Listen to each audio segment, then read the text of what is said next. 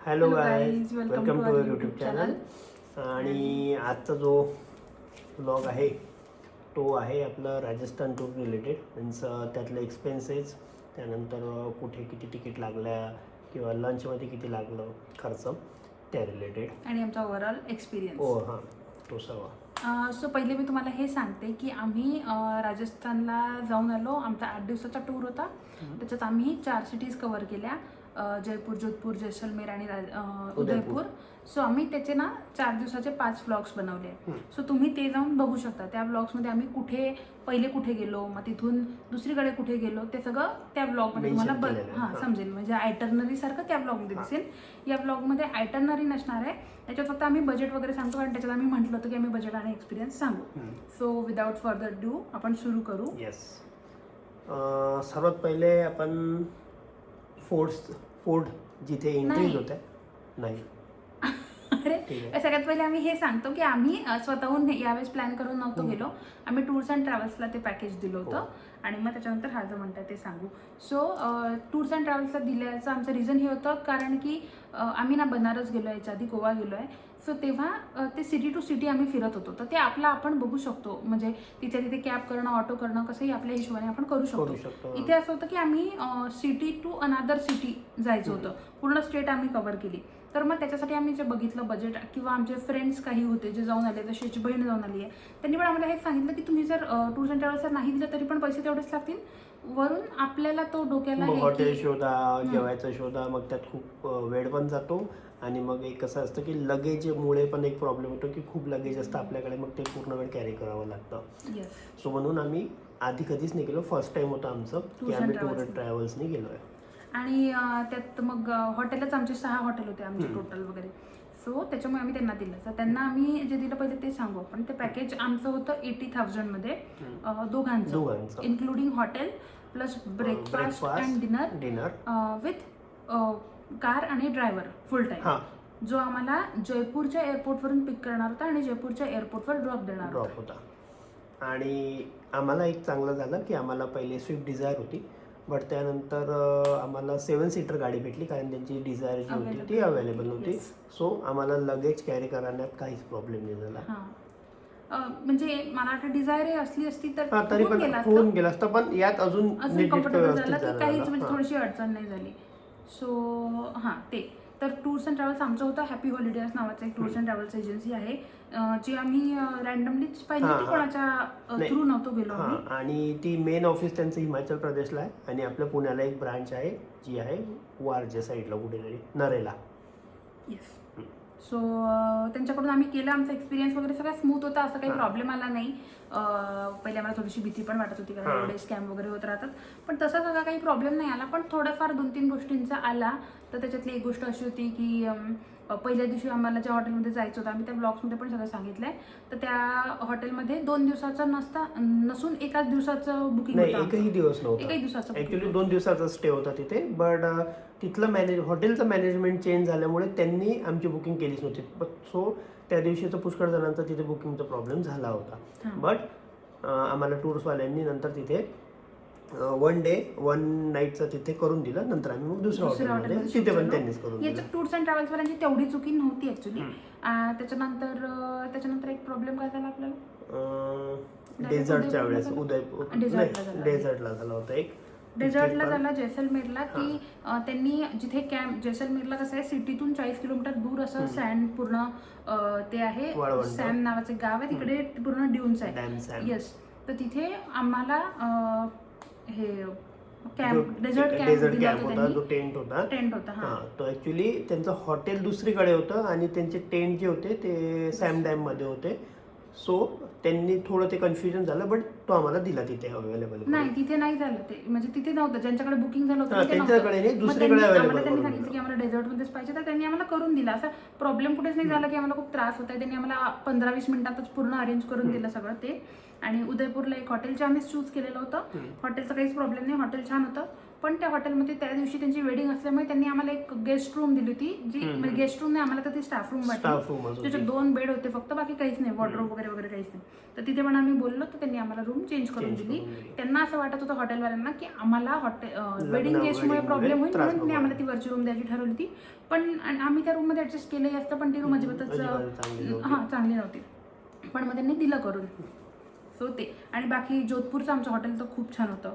So त्याच्यामुळे असा experience खराब नव्हता, चांगला. तर थोडाफार तेवढे प्रॉब्लेम कदाचित दुसऱ्या याने येत असतील, पण आम्हाला माहित नाही, आम्ही पहिल्यांदाच गेलो होतो. सो ते, त्याच्यानंतर आम्ही तुम्हाला सांगतो, राजस्थानमध्ये असं आहे की आपण समजा आता आमचं जसं तुम्हाला सांगितलं 80,000चं पॅकेज होतं, त्याच्यात हे सगळं इन्क्लूड होतं. तिकीट्स त्याच्यात इन्क्लुडेड नव्हत्या. ज्या आम्हाला पडल्या फ्लाईटचे तिकीट पुणे एअरपोर्टपासून जयपूर एअरपोर्टपर्यंत आणि जयपूर पुणे या दोघांच्या मिळून ऑलमोस्ट 25Kच्या जवळपास झाल्यात.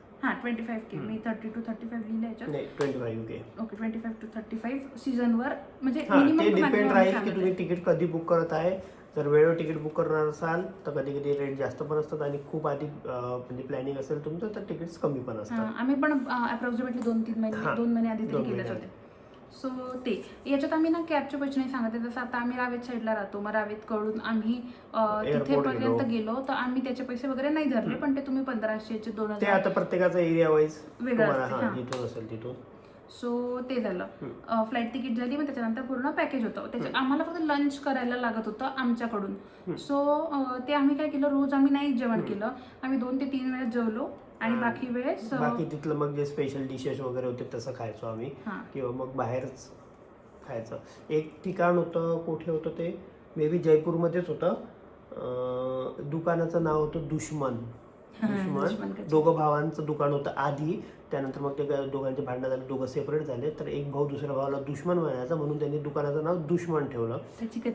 बट तिथली हिंग कचोरी, समोसा, मिरची भजा, आणि ते पण कढीसोबत, तिथल्या हिंगवाली कढी खूप छान होतं. म्हणजे ती सगळ्यात चांगलं तिथलं, जसं बनारसमध्ये पण हिंग कचोरी फेमस आहे, सेम तसं.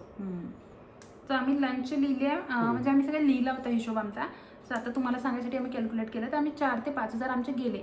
यात आम्ही 3च वेळा लंच केलं. आम्ही 8 दिवस होतो, पण आम्ही 3च वेळा लंच केलं. आणि याच्यात आमच्या ड्रायव्हरचे पण पैसे इन्क्लूड आहे, कारण ते आमच्या सोबत राहायचे, तर मग आम्ही त्यांचं पण लंच कव्हर केलं होतं. तर ते पैसे पण व्हॅरी होऊ शकते. मी मिनिमम 4 ते मॅक्झिमम 5 दिले. मी तुम्हाला बजेटमध्ये पण 2 रेंज सांगेन मग खाली सगळ्यात शेवटी. तर ते तुम्ही तुमच्या हिशोबाने करू शकता. जर तुम्हाला रोज जेवणच लागणार असेल तर थोडंसं बजेट वाढेल, किंवा काही रोज चटरपटर चालत असेल तर कमी होईल असं. आणि मेनली आम्ही ना म्हणजे हॉटेल्समध्ये नाही तर रोड साईड जे धाबे वगैरे असतात ना, तिथे जेवण केलं आहे. सो आम्हाला ॲव्हरेजली आम्ही 3 वेळा जे जेवलो आहे त्या 3ही वेळेस आम्हाला तिघांचे पैसे 600, 700, 800 याच रेंजमध्ये आले आहेत. हे बाहेर जेव्हा आम्ही बाहेर असं काही आलटू फालतू किंवा कचोरी समोसा खाल्लं, एका ठिकाणी घेवर खूप फेमस होतं, तिथले घेवरच 2-3 वेळा खाल्लं आम्ही, ते जोधपूरला. आणि एका ठिकाणी उदयपूरला आम्ही जगमंदिर आयलँड पॅलेस आहे तिथे गेलो होतो. तिथे आमचं 1000 रुपयाचं झालं होतं, एक सँडविच आणि एक कोल्ड कॉफी. तर ते त्याच्यातच 1000 रुपये तेच आहे, ते इन्क्लूड करून बाकीचे 3000च आमचे बाकीचे दिवस झाले. आणि याच्यातही आम्ही एकदम खूप जगत निवास म्हणून उदयपूरचं खूप फेमस कॅफे आहे, जिथे आम्ही जाणार होतो पण नाही गेलो, कारण तिथे 3000 कव्हर चार्जेस होते पर पर्सन.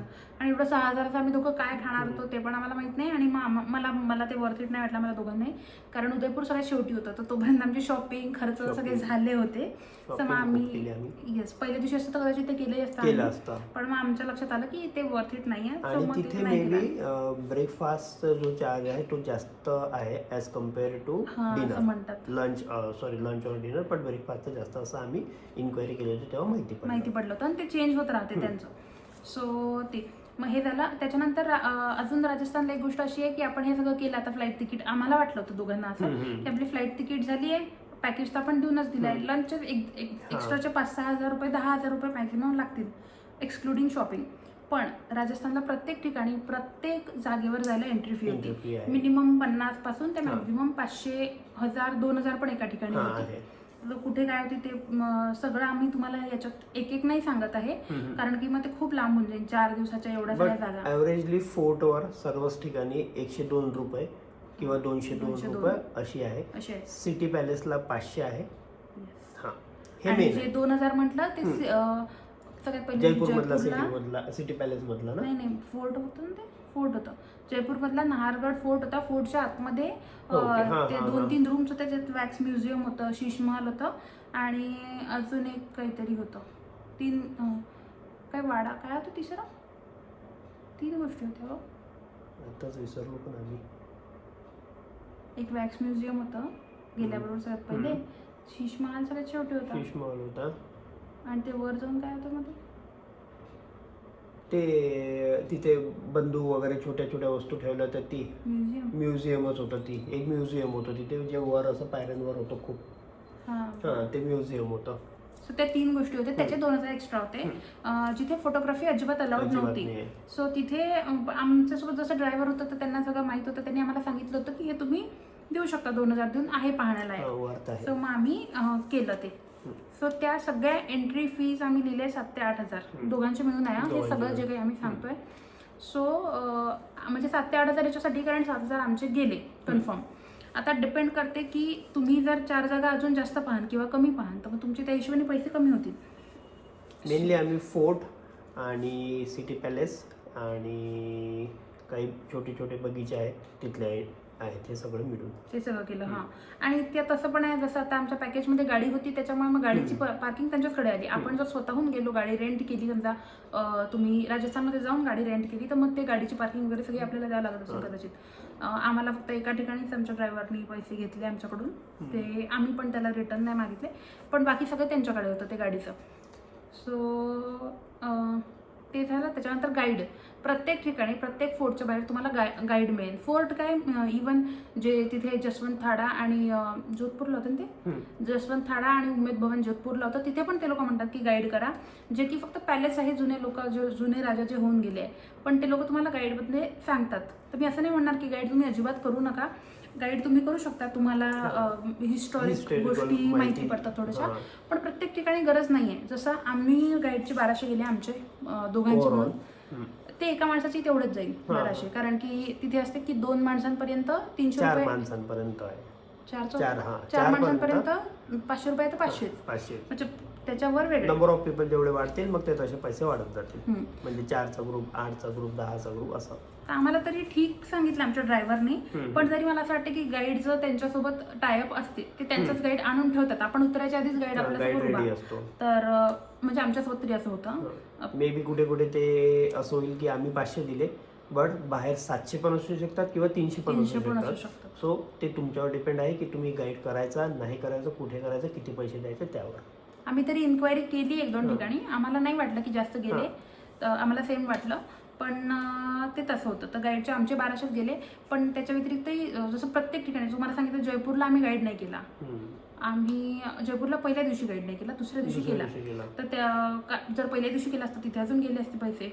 त्याच्यानंतर अजून 2-3 फोर्ट होते जिथे आम्ही गाईड नाही केला. आम्ही गाईड ॲक्च्युली जयपूरला आमेर फोर्टमध्ये केला, त्याच्यानंतर जैसलमेर फोर्टला केला, एक निहारगड फोर्टला केला होता ना, तिथे नाही केला होता बहुतेक. नाहरगड पहिला होता फोर्ट, तिथे गाईड नाही केला. हे ड्रायव्हर्स आपल्यासोबत ड्रायव्हर दादा आले होते, त्यांनी आपल्याला सगळं सांगितलं. दिगंबरजी आमच्या ड्रायव्हरचं नाव.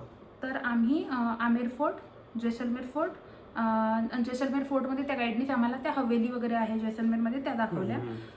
सो ते हवेली, येस, ते झालं 2. आणि एक पुष्करचा आम्हाला एक्सपिरियन्स सांगायचा आहे. आमच्या त्याच्यात पुष्कर होतं. जयपूरवरून आम्ही किशनगड गेलो जिथे स्नो यार्ड आहे, आणि मग पुष्कर होतं. सो तिथे पण आम्हाला असंच यांनी गाईड आणून ठेवलं पहिलेच. आम्ही त्यांना म्हटलं होतं की आम्हाला गाईड नाही पाहिजे, तुम्ही आम्हाला विचारून सांगा गाईडला, पण त्यांनी न विचारता आम्हाला सांगितलं. आणि आमचं असं आहे दोघांचंही की नाही म्हणतायत आम्हाला की नाही बा आता आम्ही करणारच नाही असं तसं, तर आम्ही करून घेतलं. तर त्याचं यांनी आम्हाला सांगितलं होतं ड्रायव्हरनी की तुम्हाला वाटते तेवढे पैसे त्याला द्या, 10-15 रुपये द्या, 10-50, 5-50 दे दो असं वगैरे म्हटलं होतं त्यांनी. तर मग काय झालं, आम्ही ठरवलं होतं त्याला देऊ 100-200 रुपये, काही प्रॉब्लेम नाही गाईड केला तर. पण तिथे काहीच नव्हतं. उतरून 500 मीटरवर आम्ही गेलो. 500 मीटरवर लेक होता, पुष्कर लेक.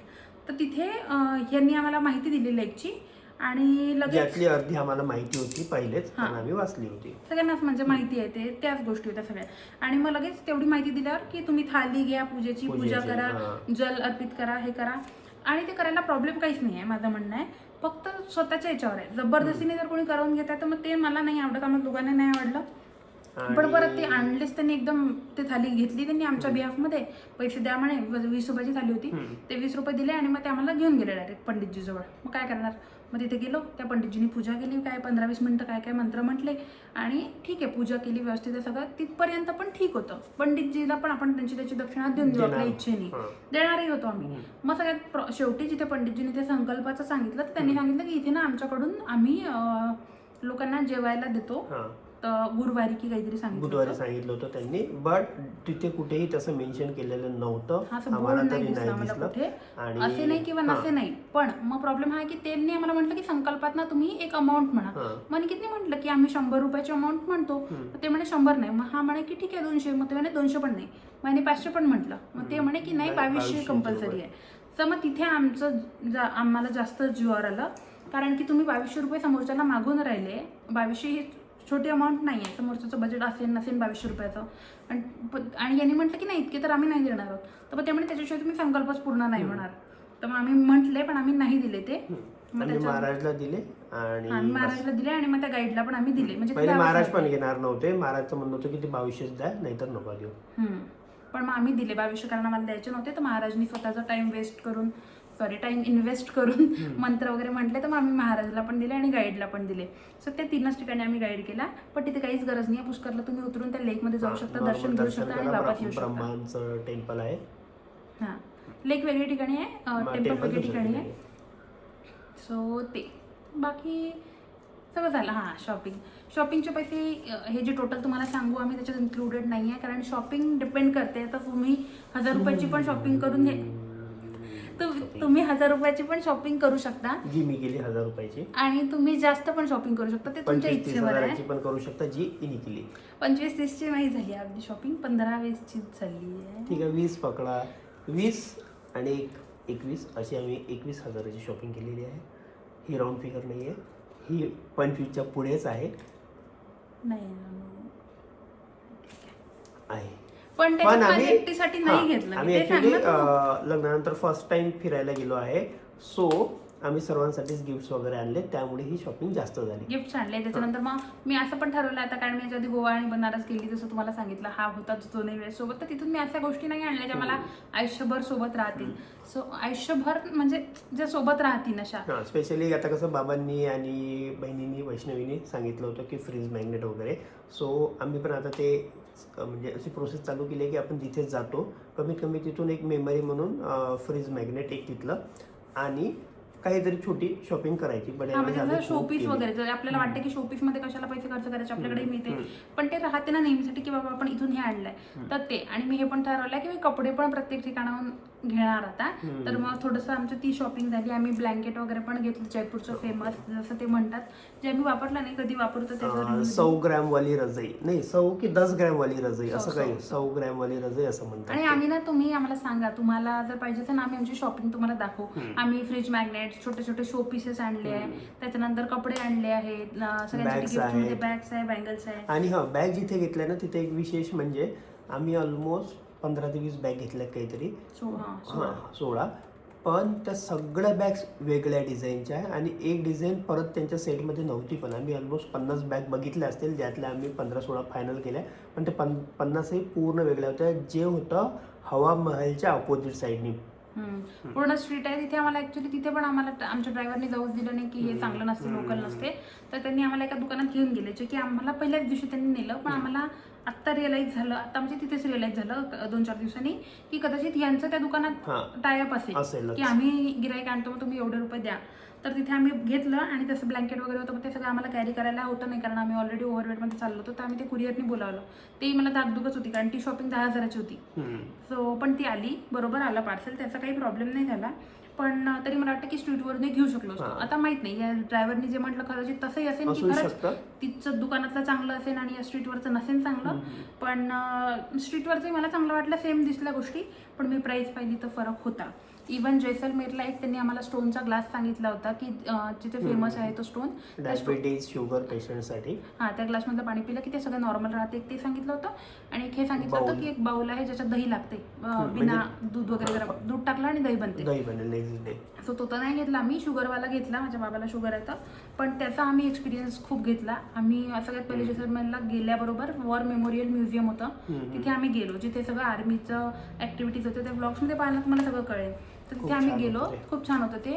तिथे लॉंगेवाला बॉर्डरवर जेव्हा हमला झाला होता काही वर्षांआधी, तर म्हणजे पाकिस्तानवाले आले होते बॉर्डरच्या इकडे, पण आपण त्यांना हरवलं होतं. सो ते सगळं झालं होतं. तर त्या सगळ्याच्या मेमरीज तिथे आहेत. तर तिथे आम्ही म्युझियममध्ये असं सहज गेलो आणि मग तिथून तो ग्लास बघितला. मग मला आठवलं होतं की या ड्रायव्हरने मला पहिल्या दिवशी सांगितलं होतं. तर तो ग्लास आम्ही घेतला 385 रुपीजला. आणि मग या ड्रायव्हरला आम्ही विचारलं की तो ग्लास कुठे मिळेल, किती मिळेल. तर यांनी आम्हाला जेवढे दुकानं दिले तिथे 1000 मॅक्झिमम मिनिमम होता तो ग्लास. तिथं 1000 दुकान त्यांनी चौथ्यांदा दाखवलं आम्हाला. पण पहिल्या दुकानात तो सेम ग्लास 2000चा सांगितलं होतं. 385 कुठे 2000 कुठे. सो त्याच्यावरून मला धाकधूक होत आहे साड्यांची वगैरे. पण आपल्याला तेवढं साड्यांचं ड्रेसचं थोडं फार माहीत असते की या बजेटपर्यंत हे जाऊ शकते ही साडी असं. तरी पण एका साडीत मला घरचे आले होते, आता तर घरच्यांना दाखवलं तर त्यांनी सांगितलं की ही साडी 300ची 400ची मिळते, जी की मी 800ची घेतली. पण ठीक आहे, आता झालं ते जे झालं ते. पण हां, जर तुम्ही टूर्स अँड ट्रॅव्हल्स करत असाल आणि तुम्हाला कोणीचं लोकल सांगत असेल की ह्याच दुकानात जा, दुसरीकडे चांगलंच नाही मिळत, तर एकदा ट्राय करा. तिथे पण बघा, बाहेर पण बघा, मग शॉपिंग करा. आणि गाईड पण घेऊन जातात, तर तिथेच नेतात जिथे त्यांची ओळख असते. हो, तर तो गाईडचा बूथ असते, जिथे जिथे गाईड लागणार आहे प्रत्येक ठिकाणी गाईडचा बूथ असते पर्टिक्युलरली, तर तिथे पण आपण जाऊ शकतो. येस. बस ओव्हरऑल एकदा सांगून दे पूर्ण. येस, हे झालं सगळं आमचं. तर याच्यात आमचं मिनिमम झालं 1,22,200. सॉरी, हो बरोबर. हां, तर आपण 1,22 धरू. 1,22 ते 1,40 पर्यंत तुम्ही जाऊ शकता. जसं थोडंफार मी तुम्हाला सांगितलं की वेगळं वेगळं होऊ शकते. तर आपण असं धरू 1,20 म्हणजे आमच्या दोघांची मिळून शॉपिंग नाही याच्यात. तर म्हणजे 60,000 पर हेड आम्हाला खर्च आला आहे, जो की आम्हाला असं वाटत आहे की तो बरोबर आहे. तर इन केस आम्ही टूर्स अँड ट्रॅव्हल्स नसतो केलं आणि स्वतःही केलं असतं तर तेवढाच किंवा जास्त येऊ शकला असता. कारण हॉटेल्स खूप महागडे होते आणि उदयपूरला तर खरंच खूप जास्त महागडे हॉटेल्स आहे ॲज कम्पेअर टू अदर, आणि काहीच चांगले नाही. आणि जसं पॅकेजचं सांगितलं तुम्हाला, का बरं पेनचं कवर 100 वेळा पडत आहे. आणि जसं पॅकेजचं सांगितलं ना, 80 वाला होतं, एक 70 वाला होतं आणि एक 90 वाला होतं. 70 वाला सिल्वर, ब्रॉन्झ, गोल्ड आणि डायमंड. हां, आणि एक 60 वाले होतं ब्रॉन्झ. तर आम्ही ब्रॉन्झ, सिल्वर सोडून गोल्डनकडे गेलो, जिथे 3 स्टार प्लस हॉटेल होते. पण आम्हाला त्याच्यातलं एकच तसं वाटलं 3 स्टारच्या लेवलचं. बाकी डेझर्ट कॅम्प तर एकदम ॲव्हरेज होता. पण ते ड्रायव्हर तो पण बोलला की डेझर्ट कॅम्प 5 स्टारवाला घ्या तरी असाच मिळेल. सो ते बाकी ओव्हरऑल एक्सपिरियन्स ठीक होता. आणि जर 90,000चं पॅकेज घेतलं तर तुम्हाला डायमंडवाला मिळेल, जिथे कदाचित तुम्हाला 4 स्टारवाल्या रूम मिळतील. सो ते करू शकतो. बाकी ठीक आहे, हेच होतं आमचं बजेट. आम्हाला सांगायचं होतं एक्सपिरियन्स. ओव्हरऑल 60,000 रुपये पर हेड आले, इन्क्लुडिंग तिकीट्स. आणि इन्क्लुडिंग शॉपिंग जर करायचं असेल तर इथला 80,000 आणि मला 61,000 असा आमचा ओव्हरऑल एक्सपिरियन्स होता राजस्थानचा. घरच्यांना दिलेलं पण ठीक आहे, माझ्याकडून होतं सगळ्यांना. हो, पैसे मी दिले, मी पण दिले काही. आणि खोटं नको बोलू, चुकीची इन्फॉर्मेशन नको देऊ. आणि तुम्ही जर इन केस राजस्थान जायचा प्लॅन करत आहे किंवा तुमचे कोणी फ्रेंड्स करत आहे तर त्यांना हा व्हिडिओ तुम्ही पाठवा, प्लस आमचे व्लॉग्स पण बघा, त्याच्यात पण तुम्हाला हेल्प होईल थोडीफार. आणि काही क्वेश्चन्स असेल तर तुम्ही कमेंट्समध्ये आम्हाला विचारू शकता. येस, आणि जास्तीत जास्त लोकांपर्यंत शेअर करा, जास्तीत जास्त व्हिडिओज बघा, मित्रांना किंवा फॅमिली मेंबर्सला सबस्क्राईब करायला लावा. आणि काही आयडियाज असेल व्हिडिओ सांगू शकता तुम्ही. सो आणि आम्ही आता लवकरच इयर एंडिंगला अजून एक टूर काढू कुठेतरी जवळपास. हा खूप मोठा झाला. आणि हो, तुम्ही नाईट ट्रॅव्हलिंग पण करू शकता राजस्थानमध्ये. खूप चांगले रोड आहेत, खरंच खूप चांगले रोड आहे. मी असं म्हणेल की आम्ही जेवढं ट्रॅव्हलिंग केलं त्यातले फक्त 5 ते 10% मधात कुठे रोड खराब लागला असेल, बाकी खूप छान रोड आहेत तिकडचे. सो नाईट ट्रॅव्हलिंगचा एक असा फायदा आहे की जसं आमचा 8 दिवसाचा टूर झाला तर ते तुम्ही 4 दिवसावर करू शकता, 5 दिवसावर झालं असतं आरामात. सो ठीक आहे, लांबत नाही. भेटूया आपण पुढच्या व्हिडिओमध्ये. तोपर्यंत बाय बाय, टेक केअर.